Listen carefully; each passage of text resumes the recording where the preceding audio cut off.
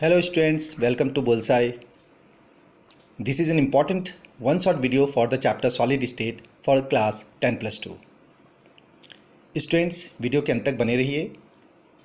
Whatever I am going to explain, when you listen each and every aspects of this chapter, सारे important points आपके clear हो जाएंगे, as well as you can get sort of your doubts.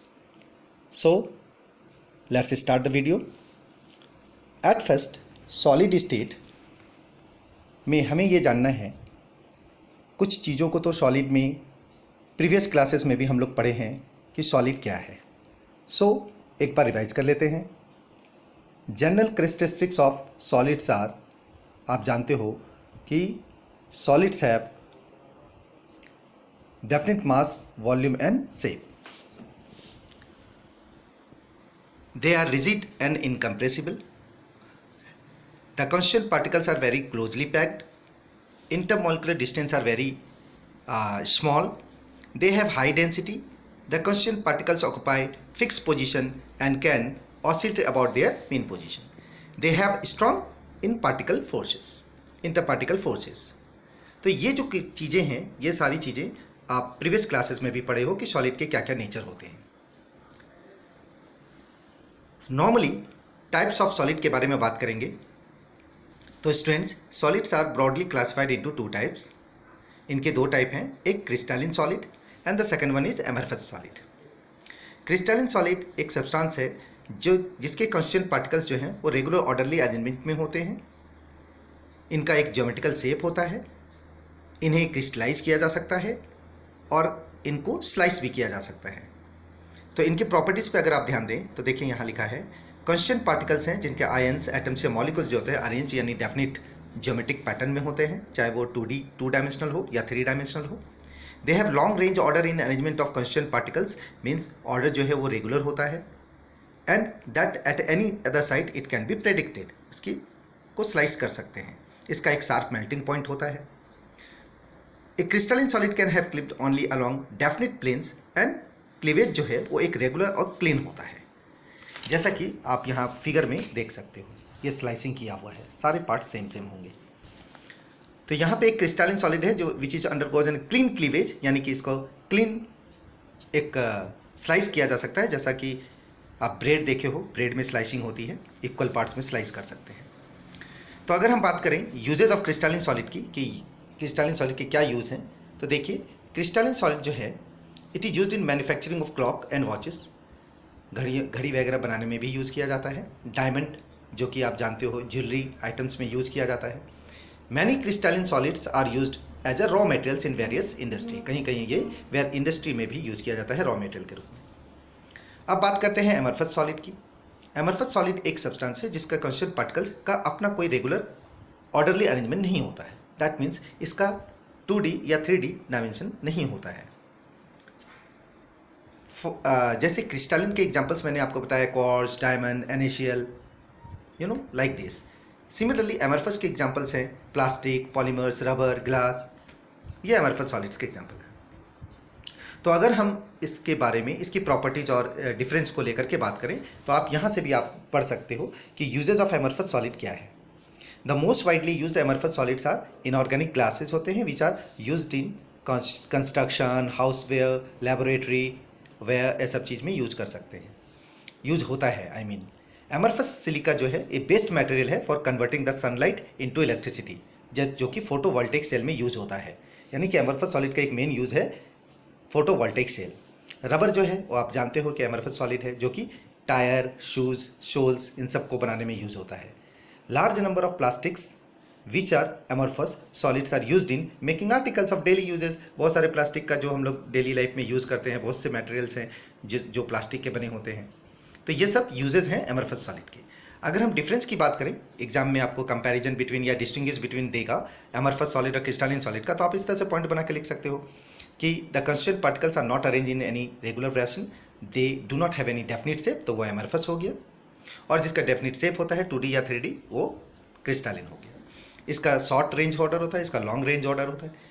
They have irregular shape होते हैं, इसके regular shape होते हैं. They do not have sharp melting point, इनका शार्प मेल्टिंग पॉइंट होता है. They are isotropic in nature, they are anisotropy in nature. They do not have fixed heat of fusion, they have high heat high and fixed heat of fusion. They are pseudo solids और super cooled liquids बोल सकते हैं इसको, और they are true solid. Crystalline solid को true solid बोला जाता है, अमरफस को ट्रू सॉलिड नहीं बोलते। तो इस तरीके से इनके डिफरेंस आप लिख सकते हो। हालांकि डिफरेंस 4 ही पूछता है, तो वो आपको याद रखना है।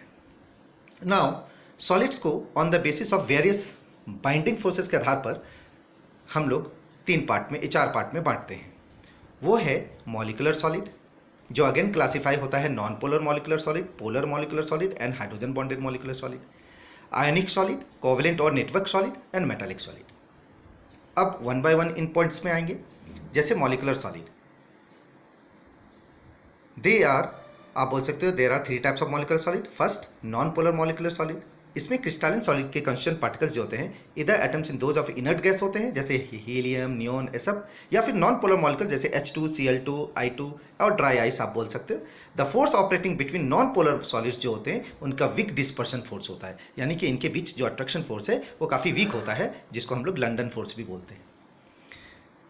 नेक्स्ट पोलर मॉलिकुलर सॉलिड है, जिसका एग्जाम्पल HCl या SO2 आप बोल सकते हो। इसके कंस्टिट्यूएंट पार्टिकल्स जो होते हैं पोलर नेचर के होते हैं। पोलर नेचर के बारे में मैं आपको कई बार बता चुका हूँ। The forces binding this molecules, हमेशा डाइपोल फोर्सेस को फोर्स ऑफ अट्रैक्शन होता है पोलर में। Third, hydrogen bonded molecular solid है। आप बोल सकते हैं कि in this solid the constituent particles are such molecules which contain hydrogen atoms link to a highly electronegative atom such as FO और N। मैंने आपको बताया था कि फ्लोरीन, ऑक्सीजन या नाइट्रोजन के साथ ये अटैच्ड रहता है, जैसे H2O, NH3 इसके एग्जाम्पल्स है। ये हाइड्रोजन बॉन्डेड मॉलिकुलर सॉलिड और पोलर मॉलिकुलर सॉलिड लगभग अप्रॉक्सीमेटली सेम नेचर के होते हैं। The intermolecular forces of attraction existing among these molecules हमेशा स्ट्रांग होता है हाइड्रोजन बॉन्ड की ओर। नेक्स्ट आता है कि मॉलिकुलर सॉलिड के कैरेक्टरिस्टिक्स क्या हैं। तो आप बता सकते हो कम से कम 2 या 3 कैरेक्टरिस्टिक्स आप लिख सकते हो कि दे आर जनरली सॉफ्ट होते हैं, their melting points are low and moderately high होती है। The melting points of solid with which non-polar molecules are relatively low, whereas solids with polar molecules जो होते हैं वो high होते हैं। यानी कि नॉन पोलर वाले रिलेटिवली लो और पोलर वाले पोलर मॉलिक्यूल सॉलिड जो हैं वो they have moderately high melting point होता है। नेक्स्ट पॉइंट पे आते हैं। They have low enthalpy of vaporisation होता है। They are generally bad conductors of heat and electricity होते हैं and they have generally low density होती है। यानी मैक्सिमम केसेस में जितने भी मॉलिकुलर सॉलिड हैं वो लो नेचर के होते हैं। नाउ नेक्स्ट पॉइंट पे आते हैं। आयोनिक सॉलिड, नाम से ही क्लियर है, जिसमें एनायंस और कैटायंस होंगे, यानी पॉजिटिव और नेगेटिव आयंस होंगे। तो इसके कैरेक्टरिस्टिक्स आप बोल सकते हो कि they are hard and brittle, they have high enthalpy of fusion and vaporisation, since ions are not free to move, so they are poor conductor of electricity. However, they become good conductor of electricity in molten state or dissolved state में, because in molten state or in dissolved state ions become free to move. ये कुछ reason है, ये आपको reason वाले question में भी पूछा जा सकता है। जैसे मैंने एक बार मैं रिपीट करता हूँ। पहला, आप आयोनिक सॉलिड के कैरेक्टरिस्टिक की बात करोगे तो they are hard and brittle, they have high enthalpy of fusion and vaporisation, so they possess high melting point and low volatility. Next, since the ions are not free to move, they are poor conductor of electricity in solid state. But in molten state उल्टा हो जाता है, they become good conductor of electricity in molten state. ये चीज़ आपको याद रखना है। They are generally soluble in polar solvent like water. तो these are the characteristics of ionic solid. अब ionic solid जो example based अगर आप बात करोगे तो देखिए यहाँ पे ionic solid का examples दिया हुआ है, NaCl, LiF, MgO, ZnS and CaF2. Similarly next है कोवेलेंट और नेटवर्क सॉलिड। कोवेलेंट और नेटवर्क सॉलिड के भी कैरेक्टरिस्टिक्स की बात करें तो they are very hard and brittle, diamond is the hardest substance that occurs in the nature, they have very high melting point, they are poor conductor of heat and electricity and they have high enthalpy of fusion. Metallic solid की बात करें तो नाम से ही clear है, metal के सारे गुण प्रॉपर्टी होंगे। So the metallic solid positively charge metals होते हैं and electrons can easily flow through that, so they we can call that it are sea of free electrons. और मेटलिक सॉलिड के examples भी आप आसान से जानते हो, जितने भी मेटल्स और एलॉय होते हैं, copper, iron, aluminium, platinum, gold, all these are metallic solids. So अगर हम एग्जांपल्स वाइज बात करें तो मेटालिक सॉलिड का भी आप कैरेक्टरिस्टिक जानते ही हो। They generally range from soft to very hard, they are malleable in ductility, they are good conductors of heat and electricity, they possess bright luster, they have high melting and boiling point, they have moderate enthalpy of fusion. So these are the characteristics of metallic solid. यहाँ पे एक table पे different types of crystalline solid दिया गया है। जैसे ionic solid है, देख लीजिए यहाँ पॉजिटिव एंड नेगेटिव आयंस है, हार्ड होते हैं बट ब्रिटल होते हैं। ये सारे नेचर कॉलम वाइज मैंने जो एक्सप्लेन किया ऊपर वो एक टेबल के रूप में यहाँ पे मेंशन किया है बुक में। इसी तरह मॉलिकुलर सॉलिड में आ जाइए तो नॉन पोलर, पोलर और हाइड्रोजन बॉन्डेड को यहाँ पे एग्जांपल वाइज बता दिया है। तो ये एग्जांपल्स आर इंपॉर्टेंट स्टूडेंट्स, ये आपको याद रखना है क्योंकि एग्जांपल बेस्ड क्वेश्चन ब्लैंक्स में, ऑब्जेक्टिव्स में या फिर आपको शॉर्ट क्वेश्चन में दे सकता है। कोवेलेंट सॉलिड है, ये एटम्स हैं, कोवेलेंट बॉन्ड्स हैं, ये वेरी हार्ड होते हैं, इंसुलेटर्स हैं और ये वेरी हाई होते हैं। ये शॉर्ट में लिखा हुआ है because I have already explain all this point here. तो यहाँ पर आपको ये सारे पॉइंट याद रखना है। तो इस तरीके से अभी तक आपने on the basis of binding theory ionic molecular solid, ionic solid, covalent solid और मेटालिक सॉलिड के बारे में पढ़ा। अब कुछ फिगर वाइज हम लोग अंडरस्टैंड करते हैं कि ये जो क्रिस्टल्स यानी लैटिस पॉइंट होते हैं या लैटिस होते हैं, यूनिट सेल होते हैं, एफ सेंटर होते हैं, ये है क्या चीज़। ये कुछ नए वर्ड्स हैं जो इस चैप्टर में आपको समझना होगा। तो चलिए इस फिगर पे ध्यान देते हैं। चलिए यहाँ पे आ जाते हैं।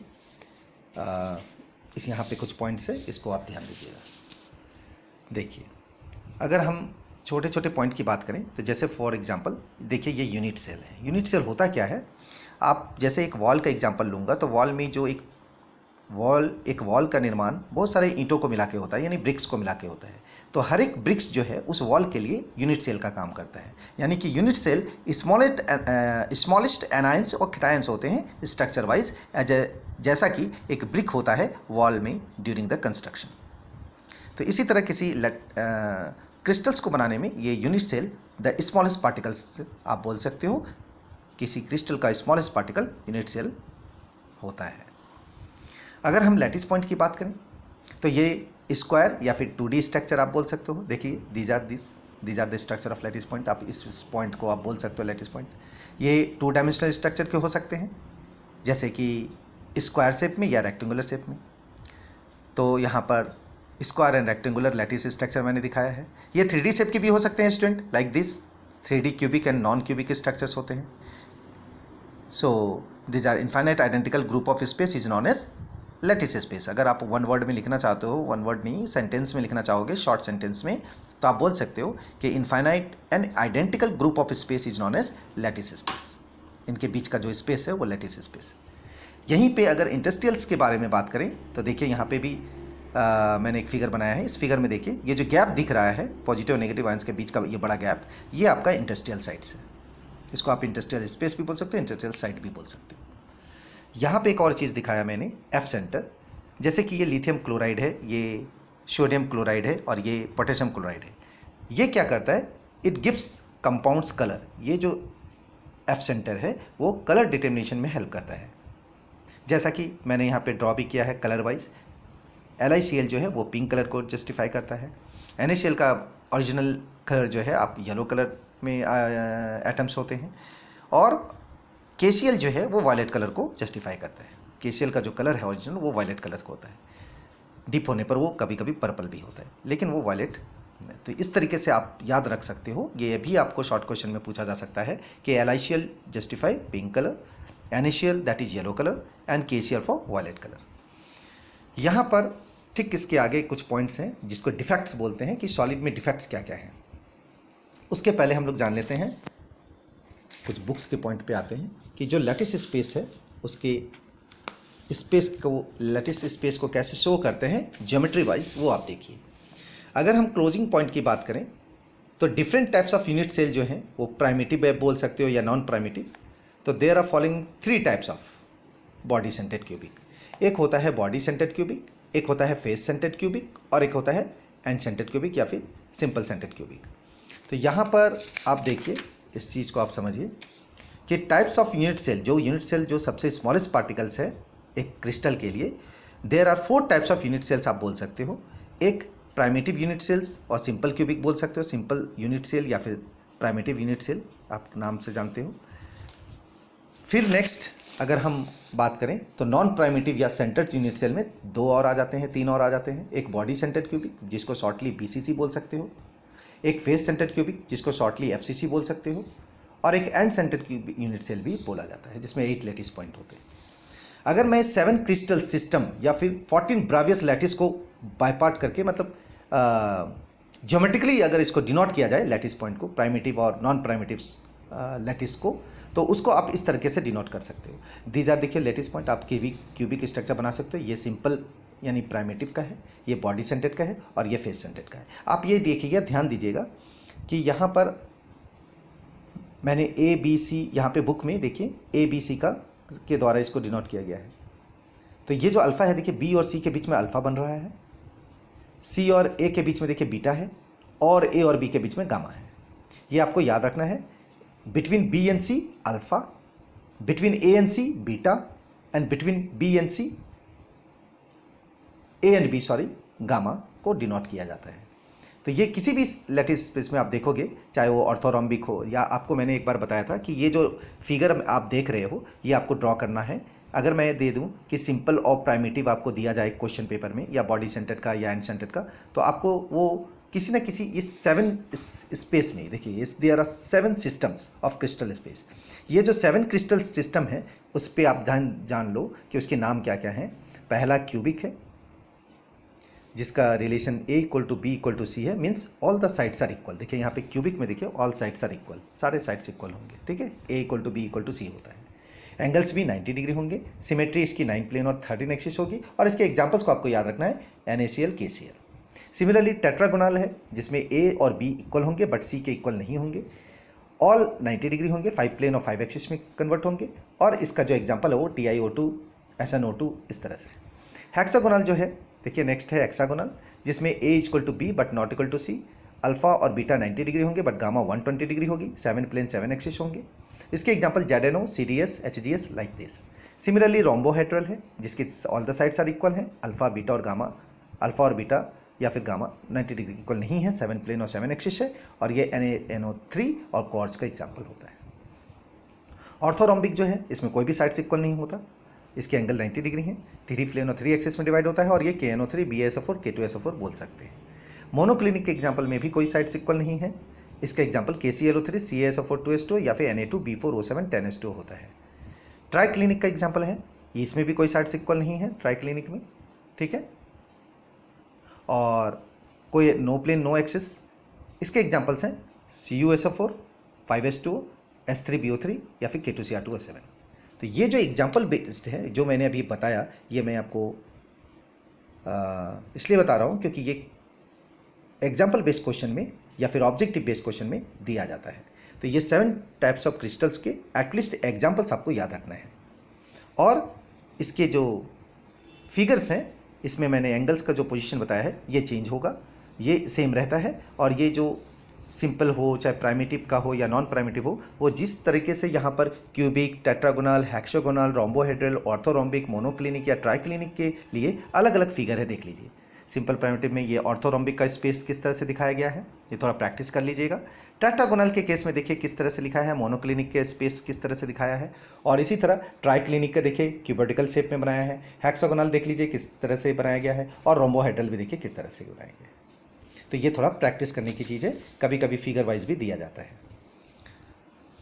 नाउ अब हम लोग ये याद करते हैं कि इसके बीच में जो स्पेस है जिसको आपको याद रखना है, कोऑर्डिनेशन स्फीयर और समथिंग, तो उसके लिए कुछ फिगर्स हैं, उस चीज़ को आप यहाँ पर समझिए। जैसे कोऑर्डिनेशन स्फीयर के बारे में बात करें तो यहाँ पे देखिए मैंने बनाया है कि जैसे इस क्रिस्टल में ये जो मैं स्फीयर को शो कर रहा हूँ पिंक कलर से, ये स्फीयर्स हैं। अब number of spheres which are touching a given sphere, आप बोल सकते हो number of sphere which are touching in a given, जो भी क्रिस्टल होता है, इज कॉल्ड कोऑर्डिनेशन स्फीयर। उसको हम लोग कोऑर्डिनेशन स्फीयर बोलते हैं। अगर इस कोऑर्डिनेशन स्फीयर को इस तरीके से टच किया जाए, मान लीजिए, और इस तरह से टच किया जाए, तो अगर इस तरह का टच हो रहा है, एक दूसरे के ऊपर है, तो इस केस में चाहे ये सामान्य तौर पे भी टच हो तो उसमें कोई वॉइड नहीं बनता, कोई गैप नहीं होता। लेकिन यहाँ पर आप देखिए, अगर 3 स्फीयर को टच किया मैंने तो यहाँ पर एक हल्का सा गैप बनता है। इस गैप को ही नाम हम लोग वॉइड बोलते हैं, यानी कि एक तरह का gap. It can be tetrahedral, और ये वॉइड जो है, there are two types of void, it can be tetrahedral और एक्टाहेड्रल हो सकता है। तो इस चीज़ के बारे में हम लोग डिटेल्स पढ़ते हैं, यहाँ पे बुक में ध्यान दीजिएगा। अच्छा, देखिए यहाँ पर पैकिंग के बारे में बताया गया है, और यहाँ से आपको थोड़ी देर में, पहले मैं आपको तीनों तरह का जो एफिशिएंसी होती है उसके बारे में समझा देता हूँ। तो जो एफिशिएंसी है उसके लिए आपको किसी भी, हम लोगों को सिलेबस वाइज 3 तरह के एफिशिएंसी को पढ़ना है। ये जो पैकिंग एफिशिएंसी है वो सिंपल सेंटर्ड क्यूबिक के लिए पढ़ना है, बेस सेंटर्ड क्यूबिक के लिए पढ़ना है, I mean body centred cubic के लिए, और फेस सेंटर्ड क्यूबिक के लिए पढ़ना है। तो अगर आप सिंपल सेंटर्ड की बात करें तो सिंपल सेंटर्ड में जो एज लेंथ है वो a है, जो रेडियस है वो a/2 होता है। इसी तरह अगर हम फेस सेंटर्ड की बात करें तो इसका जो distance between nearest neighbour particles है वो a/√2 होता है, और रेडियस जो है वो a/2√2 होता है। और ये सारी चीज़ें कैसे होती हैं ये आप फिगर से आप समझिए।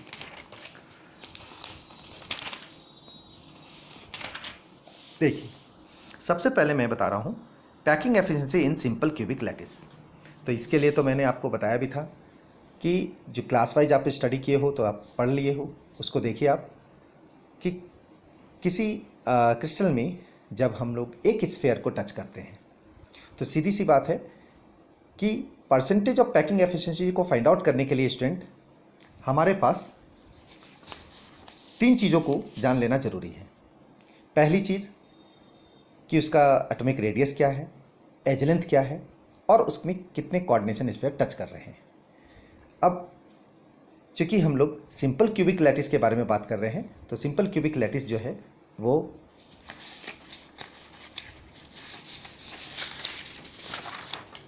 आप जानते हो कि सिंपल सेंटर्ड क्यूबिक में फेस की बात करें तो देखिए यहाँ ध्यान दीजिएगा, ये तो इस स्पेस पे अगर हम टच करते हैं इस तरीके से तो यहाँ एक ही स्फीयर पॉइंट टच होता है, ठीक है, इस तरीके से। तो इसका मतलब है कि अगर हम इसका पैकिंग एफिशिएंसी हम लोग निकालते हैं तो थोड़ा सा स्टेटमेंट आप समझ लीजिए कि calculation of efficiency in a simple cubic में कैसे करते हैं। मान लेते हैं कि एज लेंथ a है और रेडियस ऑफ स्फीयर r है। As spheres are touching each other touch होता है तो a = 2r बोलेंगे, क्योंकि ये मैंने, देखिए आप, ये r है, ये भी r है, तो अगर आप इसको टच करते हो तो टोटल 2r हो जाता है, क्योंकि ये इसका इसी साइड के बराबर, अगर हम ये a सारे एज लेंथ को a सपोज कर रहे हैं तो इसका जो डायमीटर बनेगा वो इस एज लेंथ के बराबर होगा। तो इस तरह से नंबर ऑफ स्फीयर इसमें 1 हुआ, इसलिए इसको z, कोऑर्डिनेशन स्फीयर को z से इंडिकेट करते हैं, और वो z = 1 होगा। वॉल्यूम निकालने के लिए आप जानते हो कि स्फीयर का वॉल्यूम क्या होता है स्टूडेंट, 4/3 πr3, और वॉल्यूम ऑफ द क्यूब क्या होता है स्टूडेंट, a³। a का वैल्यू तो यहाँ पे है 2r, तो 2r का क्यूब दैट इज 8r3। अब आप पैकिंग फ्रैक्शन जब भी निकालोगे एफिशिएंसी तो क्यूबिकल वॉल्यूम को इस स्फेरिकल वॉल्यूम में डिवाइड करना होगा, यानी कि जब मैंने इसे डिवाइड किया तो जो स्फेरिकल वॉल्यूम है वो 4/3 πr3 है, और जो क्यूबिकल वॉल्यूम है वो 8r3 है। निकालने के बाद आप डायरेक्ट यहाँ 100 से भी मल्टीप्लाई कर सकते हो, या बाद में भी आप 100 से मल्टीप्लाई करके एफिशिएंसी निकाल सकते हो। तो अप्रॉक्सीमेटली 52.4 सिंपल क्यूबिक का पैकिंग एफिशिएंसी है, और जब 100 से माइनस कर दोगे तो वो आपका अनपैक्ड एफिशिएंसी निकाल सकते हो। इसी तरह सेकेंड केस में अगर हम बात करें तो efficiency in a base centred cubic या बॉडी सेंटर्ड क्यूबिक में क्या करना है, देखिए यहाँ पर मैंने फिगर बनाया है, इस तरह से बॉडी सेंटर जा रहा है, r एक हिडन रहता है, और अगर पूरा r की बात करें तो 4r होता है। अगर इसको आप राइट एंगल ट्राइंगल बना करके चेक करोगे तो आपका AC जो है वो √AB² + BC² यानी कि a² + a² √2a के बराबर हुआ। तो बॉडी सेंटर में ये चीज़ √2a हुआ, लेकिन ये √2a AD के बराबर है, that's Y AC² + CD² 2a² + a² 3a² हुआ, और ये 3a² √3a के बराबर है, यानी कि 4r किसके इक्विवेलेंट है, √3a। तो आप यहाँ से रेडियस निकाल सकते हो √3/4a, या फिर आप एज लेंथ भी निकाल सकते हो, a = 4r/√3। चूँकि इसमें 2 स्फीयर फ्रंट और बिहाइंड से 2 स्फीयर टच हो रहा है, इसलिए z = 2 होगा। तो वॉल्यूम ऑफ स्फीयर आप 2 × 4/3 πr3 करोगे इज इक्वल टू 8/3 πr3। अगर पैकिंग एफिशिएंसी निकाल रहे हो तो 8/3 πr3 को आपको इसके वॉल्यूम वाले यानी कि 64r³/3√3 से डिवाइड करना होगा, और इनटू 100 करोगे, then you will get 68% packing efficiency है। तो अनपैक्ड कितना होगा, 32, यानी कि वैकेंट स्पेसेस में 32% होंगे। And the last one face centred cubic, उसका किसी एक फेस पे आप इसको ड्रॉ कीजिए कोऑर्डिनेशन स्फीयर, तो यहाँ z जो है 4 हो जाएगा, और जो रेडियस है वो ए स्क्वायर प्लस ए स्क्वायर √2a² यानी √2a के बराबर आएगा। तो आपका रेडियस होगा 4r equal to √2a, r equal to √2/4। आप रैशनलाइजेशन करोगे तो a/2√2 आएगा। एज लेंथ जो है a इक्वल टू 4r/√2 है। वॉल्यूम ऑफ यूनिट सेल आप जानते हो निकालने का तरीका a³, तो 4r/√2 का क्यूब करोगे तो 64/2√2, जो भी आप सिंप्लीफाई करोगे 32r³ आएगा। Number of sphere in FCC z equal to 4 already है।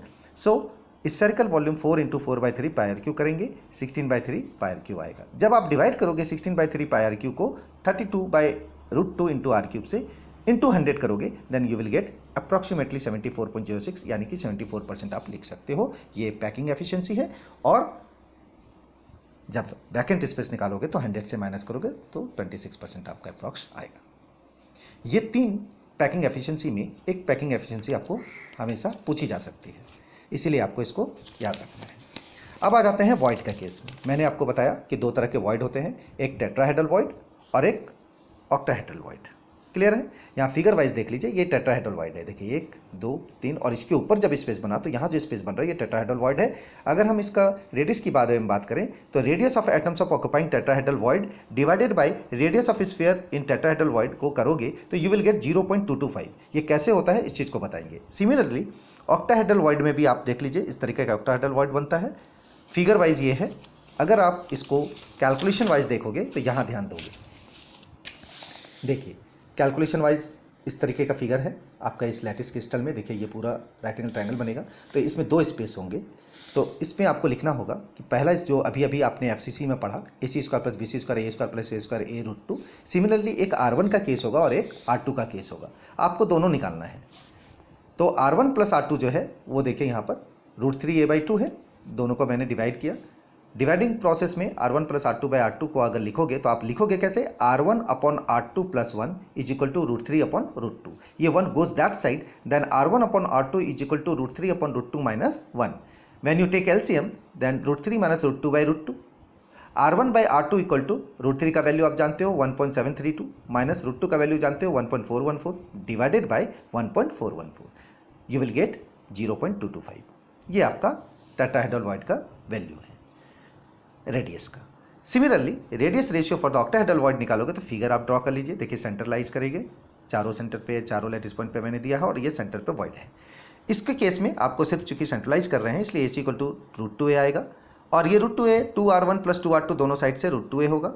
यानी कि अगर आप इसका रेशियो निकालोगे तो देखिए फिर सिमिलरली वही चीज़ लिखोगे, R1/R2 + 1 equal to √2। 1 goes that side, then R1/R2 का रेशियो √2 - 1। √2 का वैल्यू स्टूडेंट 1.414 - 1 हो रहा है, यानी कि 0.414। तो इस तरह से आप दोनों के वॉइड का वैल्यू निकाल सकते हो। इससे रिलेटेड कुछ सम्स भी दिया जाता है। अब बात करते हैं कुछ टाइप्स का, जिसमें शेप्स को आपको याद रखना है कि किस तरह का शेप होता है। जैसे कि आप देख सकते हो ये सब फिगर में, ये फिगर का क्वेश्चंस कैसा होता है। जनरली आप इसमें कुछ न्यूमेरिकल पूछा जाता है स्टूडेंट। जो न्यूमेरिकल का फॉर्मूला आपको बताया गया है, क्या बताया था मैंने कि density is equal to ZM/A³ into N0। यहाँ Z जो है वो नंबर ऑफ स्फेयर्स को, यानी अगर वो सिंपल सेंटर्ड है तो Z = 1, बॉडी सेंटर्ड है तो 2 और अगर फेस सेंटर्ड है तो 4 लिया जाता है। M मास को इंडिकेट करता है। A³ अगर एज लेंथ है तो हम उसका वॉल्यूम निकालेंगे तो A³ करके निकालते हैं और Na तो फिक्स्ड होता है 6.02 × 10⁻23। तो इससे रिलेटेड कुछ न्यूमेरिकल हैं जिसको आप यहाँ से सवाल सॉल्व कर सकते हो। न्यूमेरिकल आपको क्लास में भी प्रैक्टिस करवाया जाता है। An element crystallization in structure having a FCC unit cell. तो जैसे ही लिखा है, देखिए सवाल क्वेश्चन समझिएगा। FCC अगर लिखा है मतलब कि Z आपका 4 है। एन एज 200 पिकोमीटर, इसका मतलब कि एज जो है आपका 200 पिकोमीटर है तो 200 × 10⁻12 मीटर हो जाएगा। वॉल्यूम कैसे निकालोगे, तो चूंकि ए का वैल्यू अगर आपको पता है तो वॉल्यूम निकालने के लिए आप इसका क्यूब करोगे तो 2 × 2 × 2 8 हो जाएगा और बाकी 10 3 30 और यहाँ का 6 0 माइनस होगा तो 10⁻24 आपका वॉल्यूम हो जाएगा। जनरली हम लोग जानते हैं कि density equal to mass by volume होता है, तो आप मास बाय वॉल्यूम निकाल करके भी आंसर निकाल सकते हो, क्योंकि मास यहाँ पर निकाले हैं 200 डिवाइडेड बाय जो वॉल्यूम आया आपका। तो 24 यहाँ पे दिया हुआ, देखिए ईच एलिमेंट कंटेन 24 × 10⁻23 एटम। जब एटम ऑलरेडी दिया गया है तो इसी वैल्यू को लेकर के आप मास निकाल सकते हो।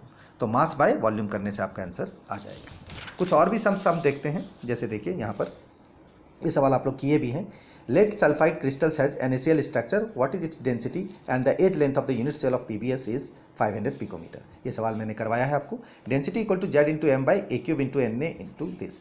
तो यहाँ पर आप देखिए फिर वही है, FCC का केस है तो Z4 है। मास जो है चूँकि लेड सल्फाइड है तो 207.2 प्लस 32 39.2 यानी कि आप ले सकते हो, और ए जो है 500 पिकोमीटर है, इसका लेज लेंथ ले सकते हो। Na तो फिक्स्ड है, तो डेंसिटी में आप जब पुट करोगे वैल्यू तो यू विल गेट 12.7 ग्राम पर सेंटीमीटर क्यूब। तो इस तरीके से कुछ न्यूमेरिकल्स हैं स्टूडेंट, जिसे आपको प्रैक्टिस कर लेना है, और सब में यही फॉर्मूला काम आता है। कभी हो सकता है डेंसिटी पूछा जाए, कभी Z का वैल्यू पूछा जाए, कभी M का वैल्यू पूछा जाए, कभी Na या कभी वॉल्यूम भी पूछा जा सकता है, या रेडियस भी पूछा जा सकता है। अब आते हैं स्टूडेंट कि जो टाइप्स ऑफ डिफेक्ट्स होते हैं वो कितने हैं। तो टाइप ऑफ डिफेक्ट्स के लिए थोड़ा यहाँ पे समझिए, मैं यहाँ पे भी समझा देता हूँ, फिगर वाइज भी आप समझिएगा। टाइप ऑफ डिफेक्ट्स क्या है, दो तरह के डिफेक्ट्स होते हैं। ऐसे तो तीन हैं, वैकेंसी 4 भी हैं। Points defects found in stoichiometry defects में वैकेंसी डिफेक्ट होता है, इंडस्ट्रियल डिफेक्ट होता है, ये हम लोग पहले पढ़े। नाउ इंपॉर्टेंट डिफेक्ट्स है Schottky defects and Frenkel defect. तो इसमें क्या डिफरेंस होता है उसको समझिए। देखिए यहाँ फिगर वाइज समझिए, ये जो एग्जाम्पल है ये आपका शॉर्टकी डिफेक्ट्स का है, जिसमें आयंस के मिस होने से ये बनता है। और ये जो है फिगर ये आपका फ्रैंकल डिफेक्ट है, जिसमें आयंस जो है वो शिफ्ट होने पर, देखिए यहाँ आयंस शिफ्ट होता है, तो शिफ्ट होने से जो वैकेंट पोजीशन बनता है वो उस डिफेक्ट में, उस तरह के डिफेक्ट को हम लोग फ्रैंकल डिफेक्ट बोलते हैं। तो एक्चुअल में इन दोनों फिगर में क्या डिफरेंस है उस चीज़ को आप यहाँ समझिए, ये ज़्यादातर डिफरेंस वाले क्वेश्चन में पूछा जाता है। Schottky defects and Frenkel defects में क्या है कि इसके positive and negative ions are completely missing होते हैं फ्रॉम देयर लैटिस पोजीशन, और इसमें क्या है, इसके ions have lattice position and occupies a vacant interstitial site existing between the cations and anions in the crystal. इसका जो है डेंसिटी डिक्रीज होता है प्रेजेंस ऑफ शॉर्टकी डिफेक्ट्स, और इसका डेंसिटी जो है वो रिमेन सेम रहता है। यानी आप बोल सकते हो कि इसका शॉर्टकी डिफेक्ट में डेंसिटी और मास सेम है, इनके डिक्रीज कर जाते हैं, और यहाँ जो फ्रैंकल डिफेक्ट में उसमें density of the crystal having this defect remain same रहते हैं।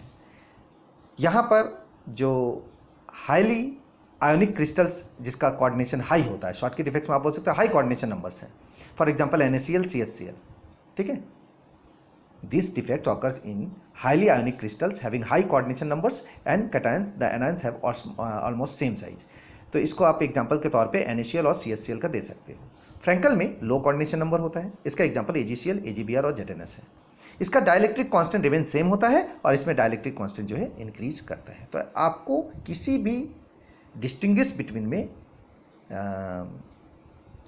हमेशा 4 पॉइंट आपको याद रखना है, एटलीस्ट शॉर्ट क्वेश्चन में 2 और वेरी शॉर्ट में 2, या फिर शॉर्ट क्वेश्चन में 4 पॉइंट को आपको लिखना पड़ सकता है। That's why you need to bear in mind कि आपको 4 पॉइंट याद रखना है कंपेयरिंग या फिर डिस्टिंग्विश वाले क्वेश्चन में। नेक्स्ट आते हैं स्टूडेंट कि जो टाइप्स हैं, अब देखिए यहाँ पर ये आपको बताना चाहेंगे। Properties of solid electrical base पे होता है, मैग्नेटिक बेस पे होता है और डाइलेक्ट्रिक बेस पे होता है। इलेक्ट्रिकल बेस पे 3 होते हैं, conductor, insulator and semiconductor. Magnetic base पे 5 होते हैं, paramagnetic, diamagnetic, ferromagnetic, anti ferromagnetic and ferrimagnetic. Dielectric constant के आधार पे अगेन 2 होते हैं, फेरो डाइलेक्ट्रिक क्रिस्टल्स और एंटी फेरो डाइलेक्ट्रिक क्रिस्टल्स। साथ में एक और होता है पायरोइलेक्ट्रिक। तो ये जो है आप 1 बाय 1 समझिए। आपको बताया गया है कि गुड कंडक्टर तो आप बचपन से पढ़ते आ रहे हो जूनियर स्टैंडर्ड से, कि जिनसे होकर इलेक्ट्रॉन्स पास होते हैं। पुअर कंडक्टर्स यानी इंसुलेटर, जिससे इलेक्ट्रॉन्स पास नहीं होते हैं, ठीक है। ये सारा चीज़ आप जानते हो, लेकिन इस चीज़ को आपको बताना जरूरी है कि गुड कंडक्टर और पुअर कंडक्टर्स के इंसुलेटर्स को या फिर सेमी कंडक्टर्स को आइडेंटिफाई करने का तरीका क्या होता है। ये तरीका होता है student band theory of metals.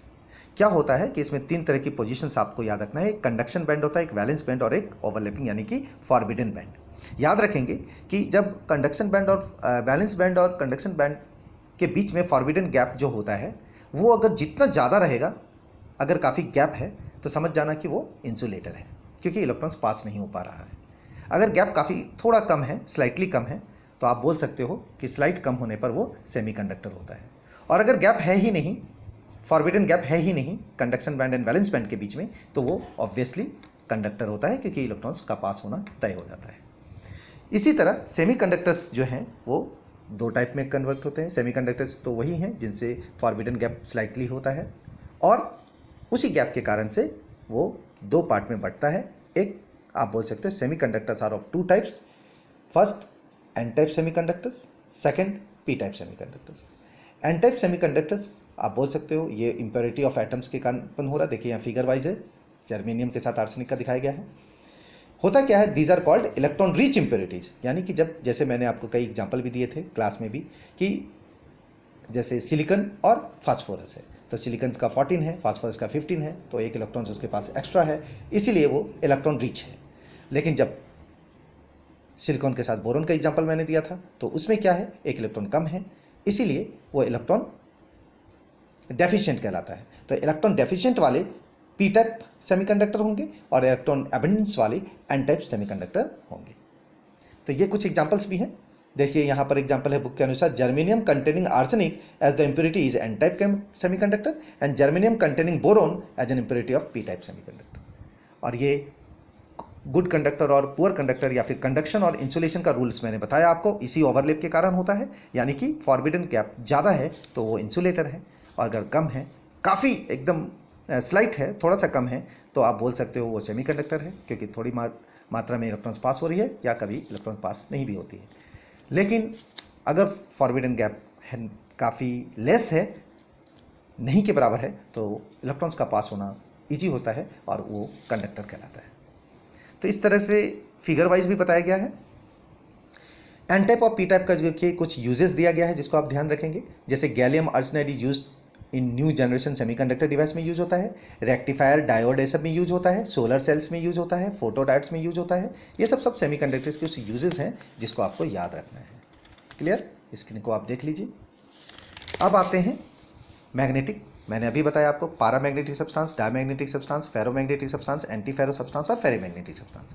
पारामैग्नेटिक का मैंने एग्जांपल्स भी आपको दिया था, कॉपर +2 बताया था आपको, तो कॉपर 2+ हुआ, VO2 हुआ, CO, these are the examples of paramagnetic, क्योंकि ये अनपेयर्ड इलेक्ट्रॉन्स बनाते हैं और अनपेयर्ड जब बनता है तो इसका मैग्नेटिक पॉइंट निकाला जा सकता है। तो मैग्नेटिक मोमेंट पॉसिबल होता है पारामैग्नेटिक का। और आप बोल सकते हो कि अगर डेफिनेशन वाइज बात करें कि substance which are weakly attracted when placed in external magnetic field, उसको पारामैग्नेटिक बोलते हैं। डायमैग्नेटिक में क्या है, diamagnetic substances are those which are weakly repelled by the external magnetic field, जो एक वीकली रिपेल करता है। ये वीकली अट्रैक्ट है, ये वीकली रिपेल करता है। इसमें कोई मैग्नेटिक मोमेंट नहीं निकलता क्योंकि ये पेयर्ड में होते हैं। इसके एग्जाम्पल्स हैं NaCl, TiO2, Zn, Cd और Cu+। फेरोमैग्नेटिक सब्सटेंस जो होते हैं which show permanent magnetism are in the absence of magnetic, they are called ferromagnetic substance. For example iron, देखिए यहाँ है iron, nickel, copper, cobalt, all these are, gadolinium and CrO2, ये ferromagnetic. CrO2 ऐसा है जो फेरोमैग्नेटिक भी होता है और पैरामैग्नेटिक डायमैग्नेटिक सब्सटेंस का एग्जांपल्स है। यहाँ पे लिखा भी है, देखिए ferromagnetic CrO2 is used to make magnetic tape used for audio recording. Some other example substance are Ni, Fe और CO। एंटी फेरो का देखिए ये फेरोमैग्नेटिक का एग्जांपल्स है, देखिए इस तरह से पैरेलल ही रहेगा। एंटी फेरो में क्या है, parallel but opposite in direction रहता है। When equal number of unpaired electrons are aligned होते हैं ऑपोजिट डायरेक्शन में, तो उसको एंटी फेरोमैग्नेटिक बोलते हैं। और इसमें आपको एग्जांपल हमेशा इजी याद रखना है, Mn लगाना है, MnO, Mn2O3, MnO2, all these are examples of anti ferromagnetic substance. अगर आप लास्ट फेरीमैग्नेटिक सब्सटेंस की बात करें तो when unequal number of unpaired electrons are aligned in opposite direction the magnetic moment is not zero. इस case में आप बोल सकते हो जैसे Fe2O3 या Fe3O4, ये जो फेराइट है फार्मूला आप बोल सकते हो, ये जो है वो जंग लगने Fe2O3 या Fe3O4, ये सब फेरीमैग्नेटिक सब्सटेंस के एग्जांपल हैं, जिसमें अगर आप फिगर वाइज ओरिएंटेशन वाइज याद रखना चाहोगे तो देखिए यहाँ अनइक्वल है, ऑपोजिट है और अनइक्वल है। ये ऑपोजिट और इक्वल होगा तो समझ जाना एंटी फेरो है, और अगर ऑपोजिट और अनइक्वल होगा तो वो फेरीमैग्नेटिक हो जाता है। तो इस तरह से एंटी फेरो ये है, ये फेरोमैग्नेटिक है और ये फेरोमैग्नेटिज्म का उल्टा है, अनइक्वल से। तो यहाँ कभी कभी एक चीज़ को याद रखना है, एक इंपॉर्टेंट पॉइंट है, जैसे Fe3O4 है, जंग है, उसको अगर हम फेरीमैग्नेटिक सब्सटेंस को रूम टेम्परेचर पे रखें हैं तब, लेकिन अगर हम उसको पैरामैग्नेटिक बनाना चाहें तो 850 केल्विन पे हीट कर सकते हैं, तो पैरामैग्नेटिक। इस चीज़ को हम लोग क्यूरी टेम्परेचर बोलते हैं स्टूडेंट। 850 केल्विन पे आप फेरोमैग्नेटिक सब्सटेंस को हीट करोगे जिसमें बोल सकते हो इसको पारामैग्नेटिक में कन्वर्ट कर रहे हो तो उसको क्यूरी टेम्परेचर बोला जाता है। ये क्यूरी टेम्परेचर कितने का होता है स्टूडेंट, तो बोलेंगे 850 kelvin. This arise due to randomization of spins at higher temperature. Fe3O4 is ferrimagnetic at room temperature but becomes paramagnetic at 850 kelvin. देखिए लिखा हुआ भी है, तो ये चीज़ आपको याद रखना है। लास्ट पॉइंट पे आते हैं student, dielectric properties. A substance through which there is no net flow of electric charge when placed under the applied electric field is defined as dielectric material। इसमें आपको इन्वर्जन और रिटेंशन के बारे में बताया था मैंने कि पीजो क्रिस्टल्स क्या है, कि piezo crystals are those in which dipoles are aligned themselves in such a way that crystal में have some value for its dipole moment.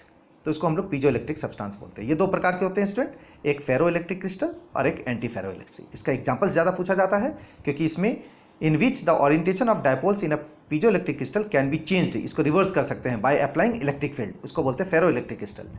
Electric field apply करके इसके जो पोजीशन है क्रिस्टल का उसको रिवर्स किया जा सकता है। इसका एग्जांपल है बेरियम टाइटेनेट BaTiO2 और TiO3 भी बोल सकते हैं, और एक डाइहाइड्रोजन फॉस्फेट KH2PO4। उसी तरह एंटी फेरो क्रिस्टल्स है। In an anti ferro crystals the dipoles are aligned in opposite direction, the dipoles point at up and down, alternatively बोल सकते हो। और इसका एग्जांपल है लेड जर्कोनेट यानी PbZrO3। इसमें net dipole of the crystal 0 हो जाता है। तो इस तरीके से लास्ट वन है pyroelectric crystal. Pyroelectric crystals are those which produce small electric current when heated. जब हीट किया जाता है तो थोड़ा सा स्मॉल अमाउंट ऑफ करंट बनाता है। This phenomena is called pyroelectricity और pyroelectric effect. This is due to the fact that upon heating the orderly arrangement of atoms are and ions get displaced हो जाते हैं and electricity produce करते हैं। So these are the important facts of this chapter। इसमें कुछ अलग से एक पॉइंट्स हैं स्टूडेंट, उस चीज़ को भी क्लियर करना चाहूँगा, जिसमें मैंने ये कुछ पॉइंट्स है वो मैं आपको बता देता हूँ।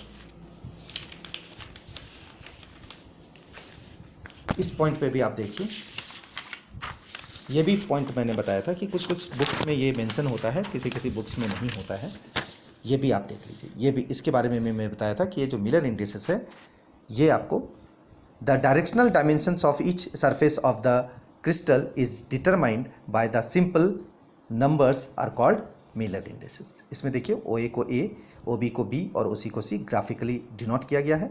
इसका रेसिप्रोकल वैल्यू हो जाएगा A/OA, B/OB and C/OC। Only for the parallel surface Miller indices infinity 0 होता है। The distance between the two parallel surface denoted by देखो DHKL, जैसा कि आप फैक्टर में आप पढ़े हो, A/H² + K² + L²। For several crystal lattice आप निकाल सकते हो। A को edge length of the cube बोलेंगे और HKL मिलर इंडिसेस है। तो एग्जाम्पल के तौर पे जैसे फॉर द सरफेस ऑफ 100 या 110 या 111 है तो आप इस तरह से निकाल सकते हो कि A बाय चूँकि 1 है तो 1 का स्क्वायर, 0 को तो स्क्वायर करने पर भी 0 ही होगा, आंसर A। D110 है तो A/√2, D11 है तो A/√3। किसी भी सरफेस पे आप निकाल सकते हो। यहाँ पे क्वेश्चन इसका पूछने का तरीका है स्टूडेंट कि find out the Miller indices whose crystals cut the axes at 2A 3B 2A, 3B, C या फिर 6A, 3B, these are the sums 2A -3B -3C।